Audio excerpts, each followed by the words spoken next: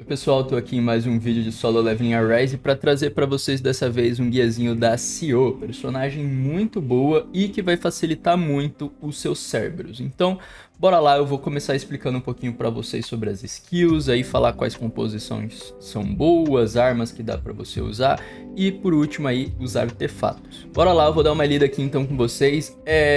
O tapa básico dela é bem simples, vai causar dano de água, todas as skills dela escalam com PV para causar dano, então a build dela já adianta que é de PV. Seu ataque central ele vai ter uma quebra leve. Todas as skills dela que tem quebra são quebra leve, tá? E você já pode estar se perguntando, poxa, então a Emma é melhor, afinal a Emma tem quebra média aqui, né? E na sua S2 ela tem quebra pesada. Mas não, eu já vou explicar por quê, mas a quebra da Cio tem um motivo para ela ser leve, mas bora lá. Seu ataque central, então, ela vai causar quebra leve, vai infligir aéreo no inimigo, né? Que é quando joga o inimigo ali meio que pra cima. Acho meio besteira esse efeito, mas ajuda um pouco quando tem hordas muito grandes de mini inimigos. Suas skills aqui, eu vou ler uma parte e depois eu volto para ler o resto, tá? Porque meio que por enquanto só funciona essa parte. Mas basicamente aqui é a sua primeira skill, que é a corrida do dragão da água. Vai ter a quebra média e vai derrubar o alvo caso seja um inimigo pequeno, obviamente. Sua skill 2 é o chute de relâmpago. Ele vai ter também uma quebra leve e vai derrubar também o alvo, causa dano aí de 800%, aqui causa dano de 800%, também é um scaling até que razoável, né? A gente comparar aqui com a da Emma, por exemplo, causa 900 e na skill 2 900, então tá muito bom. Novamente, então a Emma é melhor pra dar dano também. Então, tem um negócio aqui na Cio que a gente já vai chegar lá, tá? Mas eu acho que ela é superior à Emma nessa questão, tanto pra causar dano quanto pra quebrar. O único problema é que a Cio tem um dano mais single target, entre muitas aspas, porque ela acerta um rangezinho, mas tem que estar bem próximo dela. A Emma não, né? A Emma acerta o campo inteiro. Seu ataque de suporte, que é quando ela tá no time do Sung, ela vai causar dano aí também e vai ter uma quebra média dessa vez, vai derrubar o alvo caso seja, né, um conjunto ali de mobs pequenos e vai passar shield pros aliados, pro Sung no caso, né, já que é ele que vai estar em campo, e esse shield vai escalar com 10% do PV. Partindo aqui para sua habilidade QTE, né, sua habilidade de entrada, ela também vai ter uma quebra leve e também vai aplicar o aéreo nos inimigos. Sua skill definitiva ela é bem simples, ela praticamente só vai causar dano e vai infligir também o aéreo em mobs pequenos. Isso daqui contra boss, esses efeitos de aéreo eles são meio inúteis, tá? Mas quando tem ali uma horda grande de inimigos é até que interessante. Bom, partindo lá então para sua passiva, que é o que vai tornar ela de fato meio quebradinha. Quando você utilizar seu ataque central, qualquer uma das suas skills ou o seu QTE, ela vai ganhar uma instância de treinamento. E quando você ter 3 instâncias, vai aplicar aí o efeito de treinamento do dragão da água. Esse efeito de treinamento do dragão da água vai fazer com que quando você use o ataque pesado, corrida do dragão, e o ataque pesado, chute relâmpago, os efeitos eles vão ser removidos, né? Os efeitos que estão no personagem. Mas isso daqui, obviamente, não funciona nos Cerberus, porque aquelas marquinhas de fogo, né, que tem, é uma mecânica da fase, não é um efeito. Então, isso daqui não ajuda muito, pelo menos naquele quesito. Bom, bora lá então. Que raios é esse treinamento aí, né, que você vai ganhando? Isso daqui também adianto, dá pra você perceber de forma bem simples dentro do jogo. Sempre que você fazer qualquer uma dessas skills e ganhar esse treinamento, aparece uma bolinha, forma meio que um triângulo, uma na cabeça dela e duas do lado ali meio que do ombro. Então você consegue ter uma noção visual também de quando isso aí tá ativo. Então quando você tiver aí, né, com o treinamento do dragão da água, a recarga de corrida do dragão da água e chute relâmpago, ela é redefinida. Meio que as suas skills elas se tornam infinitas, tá? Você pode ficar usando skill 2, skill 1, skill 2, skill 1 infinitamente até que acabe a sua mana ou você queira trocar de personagem. Além de que eles vão ser alterados para ataque pesado, corrida do dragão, e ataque pesado, chute relâmpago. Agora sim vamos voltar lá, porque vai ter novos efeitos. A sua primeira skill, que era a corrida do dragão e agora é o ataque pesado, corrida do dragão, vai aplicar um escudo para a equipe inteira. Então a CEO vai ganhar shield e o restante do time também ganha shield. E ela dá nessa animação agora meio que de pular ali para cima do inimigo. E você tem o efeito de super armadura enquanto você usa a skill. Justamente porque ela meio que demora um pouco. Você pula ali, depois cai. Essa super armadura, ele não descreve o que é. Imagino eu que seja um buff de defesa ali, já que você vai ficar um tempinho, né, fazendo a animação da skill, então provavelmente para reduzir o dano que você toma, já que muitas das vezes você vai tomar se você não usar no timing correto ali.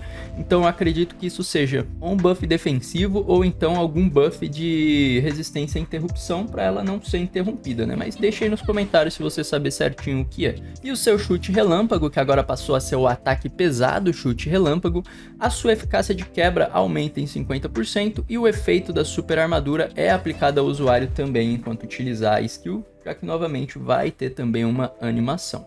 Em relação a combos, o que eu recomendo é sempre você, depois que pegar, né, pelo menos, antes de você pegar as 3 marcas, meio que não importa qual sequência você vai usar, mas depois de você ter ali as 3 marcas de treinamento e tiver aí, né, com os ataques pesados e o reset, é interessante que você use primeiro o chute relâmpago e depois você use a corrida do dragão. O chute relâmpago vai buffar aí, né, a eficácia de quebra em 50% e depois você vem com o chute do dragão, que vai estar buffado ao seu efeito de quebra, além de que vai passar o escudo.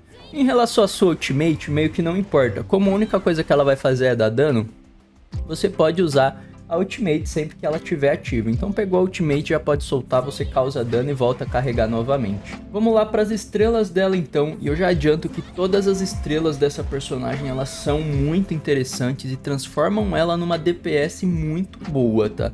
E sim, DPS, porque essa boneca aqui ela é meio estranha também. Sua primeira skill vai aumentar em 150% o dano das suas 2 habilidades, isso daqui é quebradíssimo, porque vocês viram que as skills dela são meio que infinitas, então você vai aumentar 150% do dano de skills que você pode ficar spamando enquanto você tiver mana ou enquanto você quiser manter a personagem em campo. Sua segunda skill vai aumentar a eficácia de quebra em 15% de forma geral, que é muito bom, já que ela tem uma quebra leve, e por mais que seja uma quebra leve, como eu disse, as skills elas são infinitas, então é por isso que é uma quebra leve, porque ela vai poder ficar spamando ali até quebrar o escudo do boss, né? Além de que vai aumentar a eficácia de quebra do usuário ao usar o ataque pesado chute relâmpago em 50%, né? O chute relâmpago vai ser aqui a sua segunda skill. Vai ser um buff aí só para essa skill, mas ainda assim é um buff, como eu disse. Ela pode spamar aquela skill infinitamente, logo esse aumento no efeito de quebra aí vai facilitar muito ela derreter o escudo do boss. Na sua terceira skill você recupera 40 de mana ao aplicar, né, o treinamento da marca do dragão. Isso daqui é bom porque você gasta bastante mana, já que você pode usar as skills dela o quanto você quiser, então ter uma recarga aí de mana é interessante. A quarta estrela também é excelente porque ela aumenta o seu PV igual a 15% do seu dano crítico. E ela tem muita mecânica de aumento de dano crítico, a gente já vai ler também. Novamente, ela escala com PV, então isso daqui contribui para o aumento de dano dela. Normalmente ela vai ter bastante dano crítico, então tecnicamente ela vai ter mais ganho de PV ainda. E a sua última estrela é simplesmente absurda. A taxa crítica dela e o dano das habilidades, que vão ser aí os ataques pesados, então vai aumentar a taxa e o dano causado pela skill 2, quando tiver com as 3 marcas de treinamento, da skill 1 na verdade, né? Da skill 2 também e da ultimate, ó. Ela fala que vai aumentar o ataque pesado corrida do dragão, ataque pesado chute relâmpago e o golpe letal, que é a ultimate, em 32%. Então, suas 2 skills e sua ult vão ter 32% a mais de taxa crítica e de dano causado. Lembrando que as skills já teriam ali 150% a mais por causa da sua primeira estrela. Ou seja, a personagem vai dar muito dano mesmo, tá? Ela vai ser praticamente a DPS do Cerberus se tiver 5 estrelas. Vamos partir para o seu conjunto de artefatos. Eu considero que a Ciola vai ter 2 builds na parte esquerda aqui, que é a armadura, né, manopla. Por que 2 builds? Uma pro early game, que é o momento em que a gente se encontra, né? Eu acho que mesmo se você já tá travado, tá capítulo 55, você ainda tá no early game, porque dificilmente você vai ter ali todos os equipamentos certos, com substatus certos. Então, tecnicamente, você tá no early game, e a build ali pro late game, que eu vou mencionar qual é.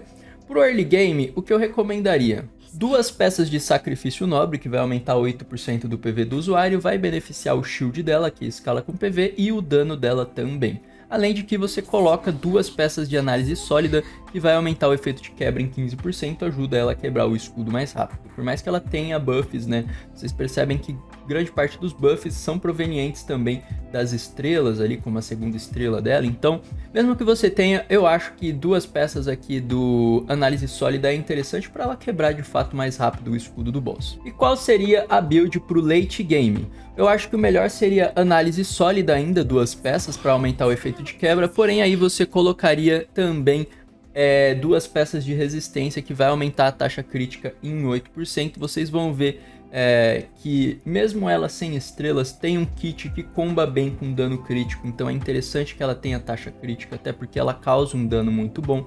E no late game, como eu disse, você já vai ter mais acesso ao conjunto ali completo, com o status principal correto e bons substatus também para estar equilibrando a build. Em relação aos status principais aqui dessas peças que são do lado esquerdo, você vai colocar no early game, como eu disse, um capacete de PV porcentagem.